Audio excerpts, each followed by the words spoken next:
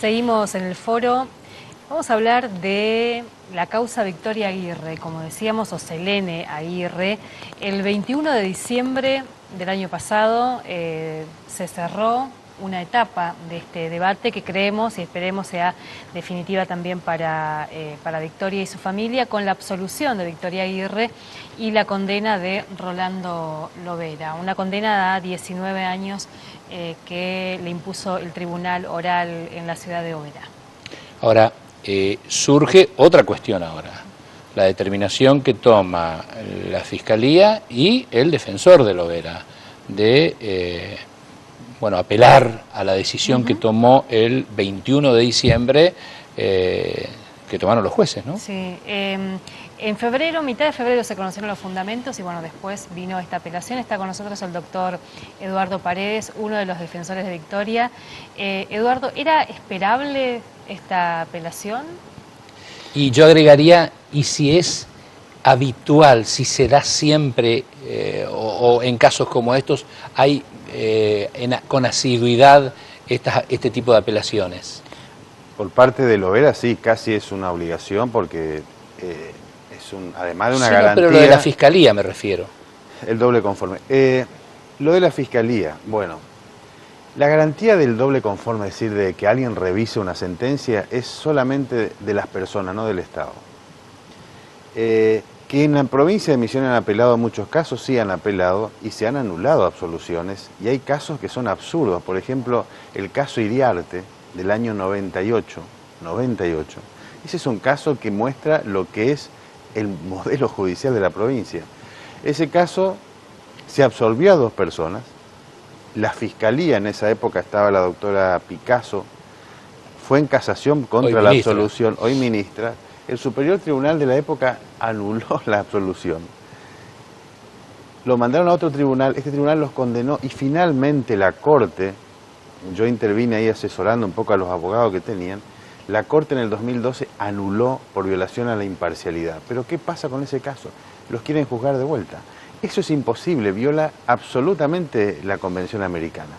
Pero una cosa es el deber ser y otra cosa lo que ocurre. En este caso no debería, y de hecho nos vamos a oponer, a la apelación fiscal. Es decir, Victoria no debe ser juzgada nuevamente.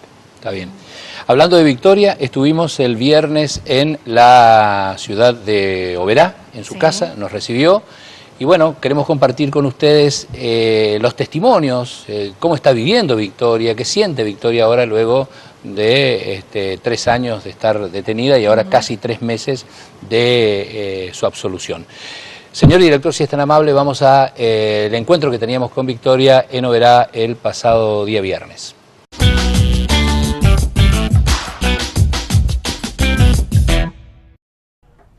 Sí, la verdad que sí, hay un antes y un después del 21 de diciembre. Obviamente, de haber estado detenida, haber estado en la libertad, ese es uno de los temas. Ahora, ¿qué otra cosa te marca? Y los casi 3 años estuve presa, la ausencia de mi hija, los maltratos psicológicos que recibí todos estos años y que por ahí algunos maltratos que aún siguen habiendo contra mi persona. ¿Por qué crees que hay gente que te sigue maltratando? Y porque la sociedad te prejuzga y muchas personas no están de acuerdo con lo que se pudo ver el día del juicio, el 21 de diciembre, y de parte de la misma fiscal. Me parece algo, o sea, es como que ella se agarró contra el caso y bueno, para mí es eso. La gente que te conoce y que te conoció siempre, los vecinos, los amigos, ¿ha cambiado también algo después de ese hecho, de la muerte de tu niña? O sea, cuando salí de allá todos me saludaban por el mismo hecho, porque a muchas no le vi. Pero el trato de los vecinos, re bien, siguen siendo los mismos, te saludan bien, cuando le hablas, hablan normal, como siempre. No ha cambiado nada. Claro que no. Sí. ¿Y qué hacías antes y qué haces ahora? Antes de estar detenida. Antes de estar detenida, antes de la muerte de tu hija. Bueno, antes de estar detenida estudiaba, estaba en casa, le cuidaba a Cele, normal, nos levantamos a la mañana, tomábamos unos mates con mami, si teníamos cosas que hacer lo hacía. Y con los vecinos re bien, a veces venían uno, tomábamos un tere, un mate, hablábamos, jugaba con Cele, mientras que estábamos así le hacía estimulaciones porque ya necesitaba estimulación todo el momento. Repetirle una y otra vez las cosas para que ella se vaya aprendiendo hasta que lo tome bien. Y ahora, nada, o sea, hago casi lo mismo, pero no estudio. En este momento no estoy trabajando, estoy en casa nomás con mi mamá, mi papá, mis hermanos, las cosas cotidianas de la casa. ¿Cómo lo conociste a tu expareja? Cuando viajaba a la facultad, en la normal, está cerca de la empresa de colectivo, él trabajaba ahí y a veces esperaba el colectivo para venir y siempre había un grupo de ellos que estaban ahí también porque cada uno va para su lado y bueno, y así fuimos conociéndole y hablando, compartiendo. ¿Durante mucho tiempo? Sí, casi 2 años. ¿Y después conviviste? Después convivimos 29 días. 29 días. ¿Le conociste recién ahí? ¿Cuando conviviste? Y podremos decirle que uno nunca termina de conocer a una persona, ¿no? Aparentó una cosa hasta el 21 de enero y después cambió drástico. Fue un cambio repentino así de una hora a la otra. Y es como que empecé a desconocer a esa persona que creía conocer. ¿En la cárcel pudiste hacer alguna amistad? Sí, hice amistades de allá, tanto con las penitenciarias como con las compañeras. Incluso ahora, por ahí en algunas oportunidades, tengo para hablar con unas chicas que me llaman de allá, preguntando cómo estoy.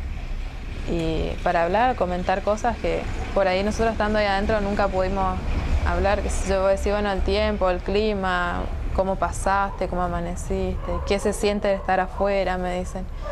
Y también con otras señoras que salieron ya del penal, por ahí ellos me llaman o le mando mensajes, así estamos en contacto con ellos. ¿Los que están presos son todos culpables? No, no todos son culpables, algunos por distintas circunstancias están ahí y otros que lo hicieron por necesidad, todos tienen sus motivos. Hiciste buenas amistades entonces. Muy buenas, diría. ¿Tenés ganas de verlas a veces? Sí, a veces sí, me gustaría verlas. Igual una señora que está en domiciliaria, cuando sale me dijo que nos vamos a encontrar de vuelta porque siempre hablamos de cuando salir, seguir estando en contacto. ¿Cómo te tratan los medios de comunicación? En un principio habían algunos que eran muy agresivos o que no tomaban, por ahí le decía algo, me cambiaban las versiones. Y de parte de 2 periodistas acá en Oberá, mucha agresión y hasta ahora siguen haciendo lo mismo, como que no pueden aceptar una verdad, una realidad. Es lo que pienso yo. ¿Y ahora qué pensás hacer de aquí en más? Estoy preparando para estudiar y conseguir un trabajo y empezar una nueva vida para adelante. Hay una nueva instancia que propone la fiscal en estos momentos, judicial otra vez, de apelar. ¿Qué opinas al respecto? Primeramente que, o sea, de parte de ella me parece que es una pavada, una estupidez, porque siendo con el cargo que tiene como una fiscal, no supo preparar su acusación como corresponde y ahora quiere volver a apelar porque está pidiendo algo que no puede sostener. Y en parte personal, espero en lo que Dios diga para mi vida. Así que nada, no puedo detener mi vida acá porque a ella se le ocurre apelar y bueno, a seguir viviendo para adelante. ¿Qué estabas estudiando? Yo estudiaba magisterio. ¿Vas a seguir lo mismo? No. ¿Por qué? Y porque es difícil volver a trabajar con los chicos, o sea, me encanta, adoro a los chicos, pero siempre está ese miedo de que vos no sabes cuando alguien sabe tu causa o algo, tuviste un problema judicial, como el que yo tuve, puede venir una mamá a inventar algo y otra vez pasar por el mismo proceso y como que no sé si aguantaría de vuelta eso entonces. ¿Qué pensás estudiar? Y quisiera estudiar enfermería o abogacía, una de las dos. En la que se pueda, haré. Siempre con el apoyo de tus padres. Con el apoyo de mis padres, de mi familia. ¿Se potenciaron tus padres en estos tiempos? Sí, bastante. Cambió, o sea, la comprensión, la hora de hablar, no sé, es mejor. ¿Qué mensajes le decís a la gente que cree que sos culpable o a la gente que te ha hasta estigmatizado? Y que yo esperé casi 3 años para llegar al juicio porque sabía que se iba a mostrar la verdad. Mantuve la tranquilidad todo este tiempo para poder estar bien y que si pudieron acusarme en su momento, también habrán seguido el juicio y habrán visto que ahí estuvo todas las pruebas en vista de todo, porque fue un juicio oral y público, y que empiezan a abrir los ojos, que no es siempre lo que vos crees o lo que te pusieron en la cabeza. ¿Cómo viviste este Día Internacional de la Mujer, sintiendo el apoyo de tantas personas, de tantas pares tuyos, en una marcha multitudinaria que, por ejemplo, se realizó en la ciudad de Posadas? La verdad que estoy muy agradecida y es una emoción de que se puedan ver los derechos de las mujeres y que se puedan hacer iguales, y que me hayan acompañado es muy lindo, y la verdad que me ayuda mucho también para seguir adelante sabiendo que no estoy sola.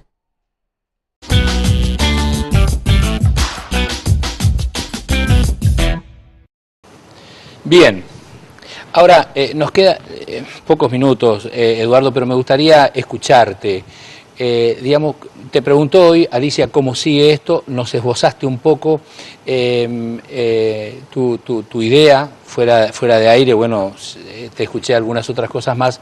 Digamos, ¿cuál es la tarea que hacen ustedes ahora, los defensores? Lo que nosotros vamos a hacer es oponernos, plantear al Superior Tribunal, porque el Tribunal nos dio intervención al notificarnos de la concesión del recurso, de que declare mal concedido el recurso de casación con respecto a la fiscal, al Ministerio Público, digamos. ¿Y esto por qué es? La Corte Federal estableció claramente en el 2011, con un fallo que se llamó Yang-Su, incorporó lo que en la doctrina norteamericana se llama doble jeopardy o doble riesgo. Y te dejó claro qué es el no bis in idem, porque se estaría violando el no bis in idem, que es no ser juzgado 2 veces por el mismo hecho. Algunos interpretaban antes que es que no te condenen 2 veces, no te aplican una pena. No, es no someterte a un riesgo de juicio 2 veces. Una vez que has sido juzgado, el Estado tiene un tiro. La garantía del doble conforme, del recurso, digamos, el derecho al recurso es solamente de las personas, no del Estado. Y el Ministerio Público representa al Estado. Es decir, ha sido juzgado, ha sido absuelto, el Ministerio Público no tiene, por más que esté en la ley procesal, que es relativo, si está, derecho al recurso. Esto dijo la Corte en el año 2011 y quedó claro y es doctrina constitucional. Bueno, pero ¿qué jurisprudencia hay al respecto? El fallo de la Corte y un montón de fallos más. Y hay fallos, fíjate vos, que estaba revisando toda la jurisprudencia de la Corte desde el año 77. Ya en el 77 la Corte de los militares había dicho que esto no puede ser juzgado 2 veces. Una vez que uno siguió todas las etapas del proceso y ha sido absuelto, el Estado está impedido de apelar una absolución. Obviamente que yo considero que con esto vamos a llegar a la Corte Federal. Tengo mis dudas de este superior y de la historia del Superior Tribunal de Justicia, porque su historia en materia de garantías no es buena, pero no hay riesgo con ella. No hay riesgo, porque donde denieguen, nosotros inmediatamente vamos a ir a la Corte, y inclusive solicitaremos hasta alguna amicus curiae para que la Corte intervenga y aclare el fallo, que es doctrina federal obligatoria, y además viene de la interpretación de la Convención Americana y del Pacto Internacional de Derechos Civiles y Políticos. Ahora, ¿se hicieron bien las cosas? ¿Y con respecto a qué? ¿Cómo actuó la fiscal, digamos? ¿Cómo queda esto? ¿Hay algunas cosas Yo creo que lo que ocurre, independientemente por ahí de la fiscal, de la persona, porque no son cargas ad hominem, críticas. Sí. En general todo el sistema judicial funciona mal. Lo que dijo Victoria es algo cierto, la cárcel está llena de gente mal condenada, pero está llena de gente mal condenada. En este caso los datos concretos eran bastante sencillos. Lovera, por ejemplo, para aclarar, porque por ahí hasta veo que ni siquiera creo que no se hizo buena pedagogía en los alegatos, porque hasta veo confusión en su defensor, que es un buen abogado. Él dice haber visto que había sangre cuando llegó Victoria y que él escucha que ella grita que se pudo haber caído ahí. Eso está claro por la autopsia y por lo que informaron los médicos forenses, que desde el momento que ella llega y la médica que comete un error grande en el hospital de no haber tomado la temperatura y establecer data de muerte, entre ese momento y la producción de la muerte, de la lesión causal, pasaron no menos de 2 horas. Así que nunca pudo haber ocurrido en la casa donde ellos vivían. Esto ocurrió necesariamente en la Arenera. Y la única persona que se encuentra y se la ve, que son datos objetivos, no son palabras, saquémosle a Victoria y saquémosle a él, son datos objetivos, es a él. Por lo tanto, lo único que uno puede inferir metodológicamente es que la causación de la muerte tuvo que haberse producido con él. Después, si uno eso ve como doloso o culposo, es otro tema. Pero Victoria nunca pudo haber sido imputada con los datos concretos que tuvo el juez de instrucción, el fiscal de instrucción, las cámaras que intervinieron de apelación, el primer tribunal y recién este tribunal, lo cual muestra, independientemente del caso, el riesgo que se tiene con los aparatos judiciales. Y cuando, te quito el minuto, que es un tema político en el fondo, la Corte Federal no es una tercera instancia. Por lo tanto, por garantía de los ciudadanos, debemos mejorar nuestro Poder Judicial y nuestro superior tribunal. El Poder Judicial en realidad opera como una bolsa de trabajo política, porque es así. Inclusive nuestro Poder Judicial, duro lo que dijiste. Es así. Nuestro Superior Tribunal de Justicia, por lo que yo veo, ni siquiera sabe cuáles son las falencias que tiene a nivel constitucional y de garantía, de violaciones de garantía. E inclusive comete un error. Yo he visto que está trayendo magistrados ya retirados para hacer una especie de curso de capacitación. Eso es un error. Primero porque la carga teórica que pueden tener es baja. La segunda, que el Poder Judicial ciudadano debe abrirse hacia afuera y trabajar con las universidades, no cerrarse. Claro. Porque las falencias que tiene el superior en materia constitucional penal son muy severas. Alicia, tu pregunta, y después yo quiero una última pregunta, sí, un poco dura, pero quiero hacerla. Pensaba, esta apelación, porque es un poco lo que pasa con Victoria, y bueno, suponemos que también el propio Lovera, ¿afecta la libertad de Victoria? En absoluto, no afecta. Por último, ¿Lovera ante esta apelación puede quedar libre? Aquí me voy a correr como defensor, yo miro técnicamente desde el punto de vista constitucional. Hay unos errores ahí en la condena que se puede decir. Esto ocurre siempre, que puede haber una violación al principio de congruencia. Es decir, ¿qué es la congruencia? Yo te acuso de que vos mataste en este lugar, vos te defendés para probar de que no mataste acá. Y te condeno, te cambio el lugar, te digo en la sentencia, no, pero vos mataste en la esquina. Violo tu derecho a defensa en cierto punto. ¿Por qué? Porque te cambié el hecho. Esto se llama principio consciente. Debe ser siempre el mismo hecho. Yo te digo, mataste acá desde que te indagué hasta que te condené. Y esta es una doctrina muy larga, constitucional, y es una causal de nulidad. ¿Sí? O sea, no he visto la sentencia ni lo que planteó el abogado, pero visto en abstracto sí puede ser una causal de anulación. ¿Sí? Puede ser que quede libre Lovera. Puede ser una causal de anulación. Sí. Gracias, Eduardo. No, por favor. Muy amable.